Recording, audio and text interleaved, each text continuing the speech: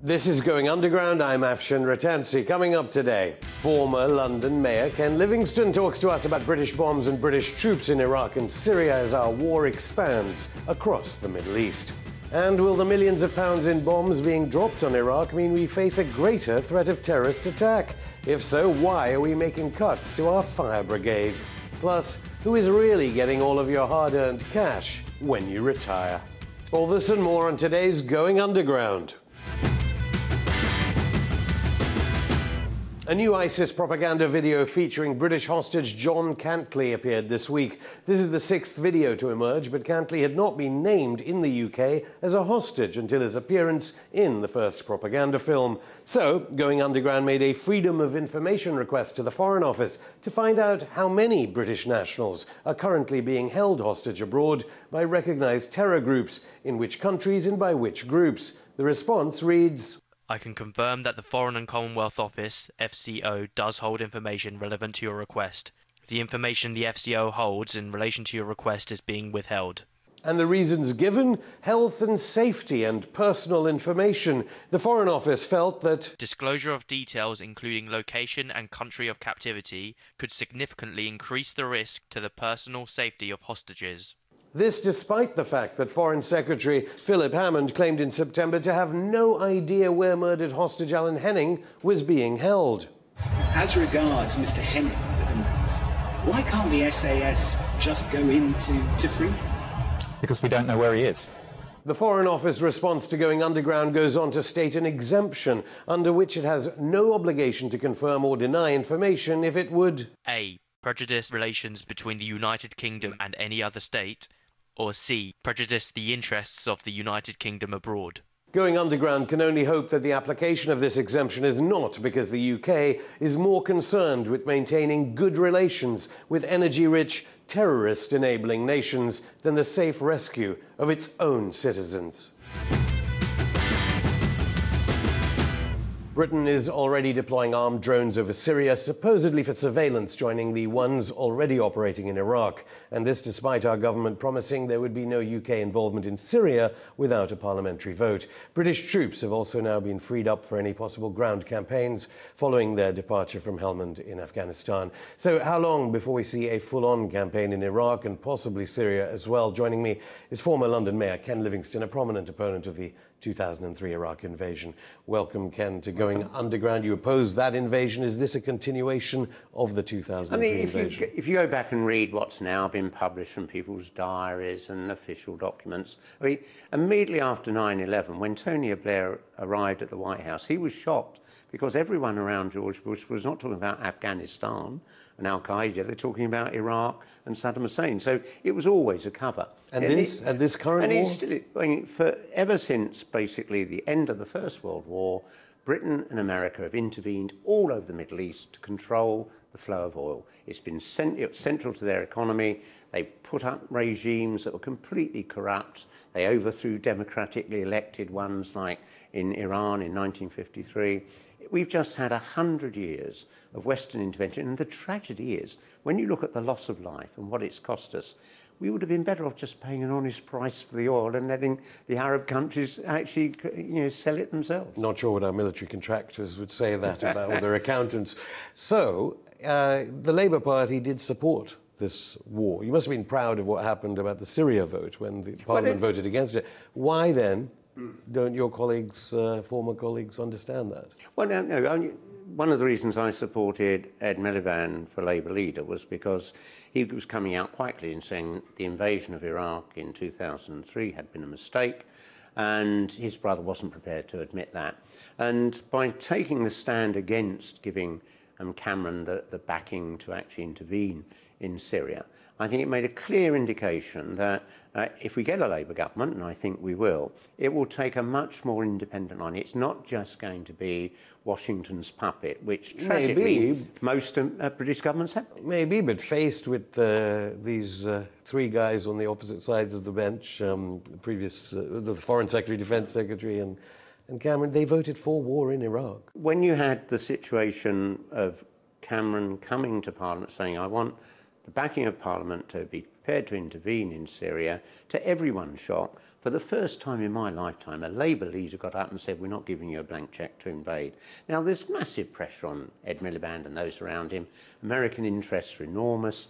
They know that there'll be hostility if they take an independent line. But I think someone like Ed Miliband, who's actually read a lot about politics, unlike Blair before he became Prime Minister, recognises, you actually look at, say, the record of France under de Gaulle, took a very independent line and actually made him a lot more popular. And I think if you see British Prime Ministers standing up to represent Britain's interests, not just be a cheerleader for the United States, there'll be huge support for that. The public aren't You were alive idiots. under Harold Wilson in Vietnam, though. Well, Britain didn't go into that one. Miliband is going into Iraq again. You see, I mean, as I was demonstrating on the streets, I was just angry. We weren't sending troops to Vietnam to fight with Ho Chi Minh side by side. I mean, it was outrageous. And if you actually look, in President Eisenhower's autobiography, he actually writes, when they split up Vietnam into North and South, he writes there, we had no doubt whatsoever, if there'd been a free election, Ho Chi Minh would have won 80% of the vote. Cameron is now saying that British troops may have to respond and he may have to tell the House of Commons later. There has been no vote about sending these armed drones into Syrian airspace. Well, this is the reality. Miliband doesn't even question this. Well, no, but this is the reality. I mean, we don't have a written constitution. It's not like America. I mean, broadly, a prime minister can get away with anything as long as he can just keep that majority in Parliament. And there'll be rumblings. And so he can ignore the views of Parliament. Many prime ministers actually have. I think, though, when we get a Labour government, you'll see that it's a government that's actually going to pay some more respect to the opinions of MPs, because it knows public opinion in Britain is overwhelmingly opposed to any more involvement in America's wars in the Middle East. We've just seen hundreds and hundreds of our young men... Yeah, but we are at war. We're bombing Iraq right now. I mean, and that's wrong. And if I was, the Prime Minister today, we wouldn't be doing anything like that. But what surprises me, whether one agrees with it or not, is there's not more debate about... And the Ministry of Defence has just been forced to deny on Wednesday, forced to deny reports that Apache helicopters used in Helmand are now going to be used in Iraq. Part of the reason is we're 6 months from an election, and primarily it's about the economy. And, I mean, I would love, because all my life I've been caught up, I mean, my very first demonstration was against America in Vietnam back in about 1965 or something. I mean, all my life I've been obsessed by foreign policy. But if you look at our opinion polls, except when we actually get involved in a war, the British public are more concerned about domestic politics, not foreign policy. And whilst I would love to see everybody sitting around their television watching intense debates about foreign policy, that isn't going to happen. The next 6 months are going to be about who can get full employment, who can have a fairer Britain, who's going to make sure the rich pay their taxes and the big corporations do. Foreign policy will barely come into it. It almost never has in any election in my lifetime. So you personally were the most elected, most popular person in Europe when the mayoralty first came to the capital, as it were. You know a lot about public sentiment. When people are wearing the red poppy, they don't understand that their taxes are going to another war right now, let alone the First World War. Our media goes along with government foreign policy objectives. And I mean, if I think about it, I mean, throughout my lifetime, I've been involved in all these lefty campaigns about foreign wars, and it engages a small layer of the public.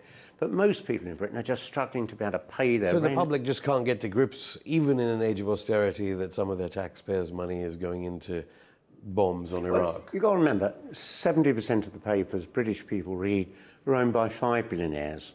Murdoch, the Barclay brothers, Lord Rothermere, all completely signed up to the American Anglo Alliance, all in line on these issues. But people didn't think like that for the 2003 war, arguably. People were opposed. Well, we were very lucky because you had one of the leading figures in the British government, Robin Cook, come out and say, no, this is wrong. You did have a lot of pressure from the media then. A lot of the Tory press was beginning to turn against Tony Blair and looking for him to trip him up. And we were very lucky. But throughout most of the conflicts we've been involved in, any criticism in the media of the British Army is immediately slammed down as being disloyal. And I just think that's nonsense, because usually what our troops have been doing is not been fighting for Britain's interests, but broadly doing what America wants. We've had thousands and thousands of our young men killed fighting for America's economic interests, and this is nonsense. Well, David Cameron took time out to meet the Emir of Qatar this week. What do you think he should have been saying to him, given the sway of Arab nations on this government's policy? See, this is the tragedy of the last 30, 40 years. I mean, when we had this growth of extremism in the Muslim world, It was actually broadly funded by the Saudi Arabians and the Americans so that Russia would be dragged into war in Afghanistan. I mean, if you actually look at the records, the CIA went to see Jimmy Carter in his office in the White House in the summer of '79. They said, if you fund these fundamentalist Muslims, Russia will have to intervene. It will become their Vietnam. And they fell into that trap. But it never seemed to occur to Jimmy Carter that those fanatics might then turn on America. And the Saudi royal family and many of the Gulf states have been funding groups like ISIS and the Islamic State, and now beginning to worry, well, if they do get control, aren't they going to behead us because we're profligate and we debauch the whole concept of Islam? Yeah, but you were saying that after the 2003 invasion, and yet there was a huge debate in this country whether we should fund the kind of groups that were allied to Al-Qaeda, whatever that is, in Syria. So but this is why is that voice not being heard? Because even elite media and elites such as the ones that own our newspapers should want this information to come out. If I think back, you used to have people like Tony Benn and myself will get up in Parliament and make these statements. They would largely not be reported by much of the media. But Parliament's got less people with that sort of background and detailed knowledge anymore about just the very dodgy things we've been involved in, the very dodgy groups Britain and America funded. Let's remember, when Saddam Hussein came to power, the CIA and our intelligence service, MI6, gave him lists of communists and trade unionists that he should kill so that there'd be no threat to Western economic interests. I mean, most of these ghastly regimes at some time or other have been puppets of Western interests. Yeah, but there's nothing that David Cameron, Michael Fallon and Phil Hammond are getting out of this. I mean, what? Oh, no, they'll get a lot. When they retire, they'll be stuck on the boards of American corporations. They'll get very nice and substantial incomes.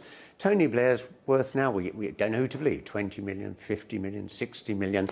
I mean, most of it coming from American corporations because in those vital 10 years... You really think, I mean, what you just said there is servicemen and women are being sent at the risk of their own lives so that they can get... They get their in reward. The future, non-executive directorships. They get their reward for serving America's interests. And everyone coming up through the political system knows this.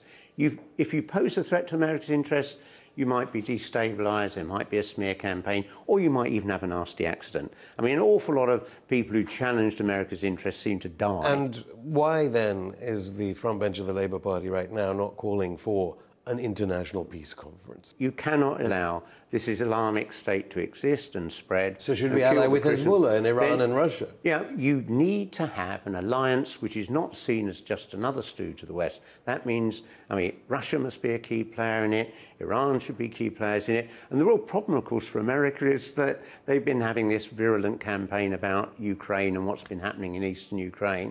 And it's very difficult then to turn around and say to Putin, well, we need your help to deal with a real evil, something that really is a threat to the world. But if Labour is the next government, as you think it might be, will there be any change then? I mean, for the first time since the death of John Smith over 20 years ago, we got a Labour leader with the competence to say no if he thinks things are genuinely wrong.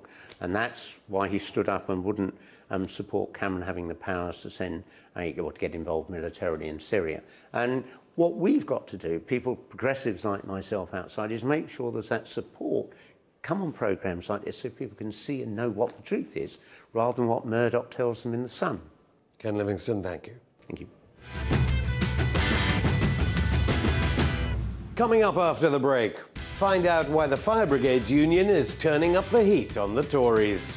Plus... Let me, through my honourable friend, thank everyone who works at Porton Down for the vital work they do on these sorts of diseases. Why is the Prime Minister talking about the UK weapons lab that exposed doubts about chemical attacks in Syria? All this and more in part 2 of Going Underground.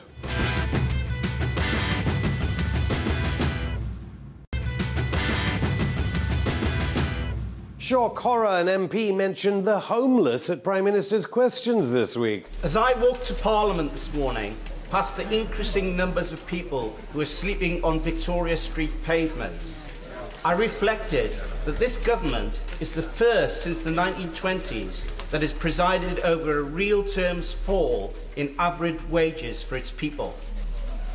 Is this record of failure really the best that this Prime Minister can offer to the United Kingdom? The PM recited the usual series of statistics. So what did Labour's leader have up his sleeve? Immigration, or swamping, as Labour bigwigs call it? He couldn't tell us the figure. He made the promise of tens of thousands, and it is 243,000. Yes, Ed Miliband wants fewer immigrants in Britain. Net migration is down a quarter from its peak under Labour. What a shameful record. Instead of blaming immigrants for swamping us all, what about all the big companies that don't have to pay tax because of useless tax laws? The tax gap has been calculated at a massive £119.3 billion, even a quarter of which would transform public finances. Yet the government has chosen to cut HMRC's staffing by over 11,000 since 2010 and utterly failed to close that tax gap. Instead, the government is squeezing the poor and cutting the real wages of millions of low-paid workers. Is the government simply protecting their fat-cat billionaire pals from paying their taxes? Cutting 11,000 jobs at the revenue, but why? Well, let me tell you what is actually happening. Tell him what is actually happening in terms of taxation is that we've taken 3 million of the lowest paid people out of tax altogether, and the fact that is less work for HMRC is welcome. So we can carry on firing revenue staff, because even though having more would help in the war with big accountancy firms, we need fewer because fewer poor people pay tax. After that twisted logic, the real shock was arguably this. Well, let me, through my honourable friend, thank everyone who works at Porton Down for the vital work they do on these sorts of diseases. Porton Down in Wiltshire, that's the military lab which Seymour Hersh name-checked when dodgy evidence emerged that President Assad was using chemical weapons against his population. Cy Hersh suggested that Porton Down evidence was critical in persuading the Obama administration not to bomb Damascus, and maybe the UK. The question was actually about Ebola, but it's interesting what's happening now to the brilliant minds at the lab. Public Health England have refused to fully evaluate an option to create a UK Centre for Global Response to Infectious Diseases at Porton, and are instead persisting with their recommendation to move many of these key scientists away elsewhere. So that's the gratitude they get. Aquango is now trying to break up Porton Down. Firefighters all over England are fighting fire with fire in a 4-day-long strike that began on Halloween and ends on Bonfire Night. They're hoping to extinguish government plans to make firefighters work an extra half-decade before they're eligible for retirement. Northern Ireland, Scotland and Wales have all put forward proposals, but despite months of discussion and previous strikes, Westminster still refuses to budge. Paul Embry, firefighter and regional secretary of the Fire Brigades Union in London, is here. Welcome back to Going Underground, Paul. So, it's odd because the terror threat is severe. You'd think firefighters would be needed. Why are you going on strike? Why do you feel you have to go on strike? Well, because the government hasn't seen reason in terms of its proposals, which it seems completely wedded to, which is to force every firefighter to serve on the front line until they're 60 years of age. We've always said that that's dangerous. We think it's unsafe. We think it's unworkable. And in fact, all of the evidence, the medical evidence, supports us on that. Any pension scheme, an occupational pension scheme particularly, has to be built around the demands of the occupation. I think most people understand that firefighting is a strenuous, difficult, physically challenging job. And you cannot have the sort of retirement age which is an arbitrary one. You have to have one which is built around the demands of the job. The government commissioned its own review led by Dr. Anthony Williams, and that review concluded that as firefighters approach 60 years of age, around 2/3 of them would not be able to maintain the fitness standards necessary to do the job. And what that will lead to, and this is our real fear, is that firefighters will simply be sacked en masse, not because they've done anything wrong, but simply as a result of the natural ageing process. They're no longer able to serve on the front line. They will be sacked on the grounds of capability, without a job, without access to a pension. That's something we simply cannot allow to happen. Okay, so the Penny Mordaunt, that's the Fire Minister, do you think she understands what's going on? Because, as I said, with the threat level severe, you'd think that you could almost blackmail the government at this time, because the government would realise that firefighters are one of the emergency services that we will need in the event of a terrorist attack in Britain. Well, it's interesting because in the devolved administrations in Wales, in Northern Ireland and in Scotland, all of those governments have made improved proposals. So it can be done. We've seen it can be done, and that's why firefighters in those areas will not be taking strike action. What Penny Mordaunt appears to have done recently is united the entire fire service against her and the government, because 2 months ago she urged us to call off strike action. She gave every indication that she would be making an improved offer. She told us to get involved in dialogue, that she was doing a lot of work, she was number crunching, and I think the expectation among everybody in the fire service was that there was going to be revised proposals. And she met with us a few days ago and said, actually, the offer is the same as it's always been. So if she's being this tough, it's coming from number 10, and that means maybe there's a policy decision behind it all. Do you think there's some kind of idea of privatisation of the fire services on the agenda? I think it's distinctly possible that somebody within the Treasury has stepped in and said to Penny Mordaunt, you cannot make an improved offer. And consequently, we've got a 4-day strike which is about to take place. It won't end there, let's be blunt about that. We are a very difficult union to break. The job of firefighting, by its very nature, lends itself to that feeling of solidarity and togetherness and trade unionism generally. What about this 3/4 of firefighters, there'll be no change in the pension age? What's that? Well, there's two things about that. First of all, that still leaves many thousands of firefighters. So that is true. It's only 25% of the firefighters. Well, we can challenge her figures. Still, that's a lot, quarter. Certainly there are firefighters whose pension age will be protected, although they're not protected from an increase in contributions.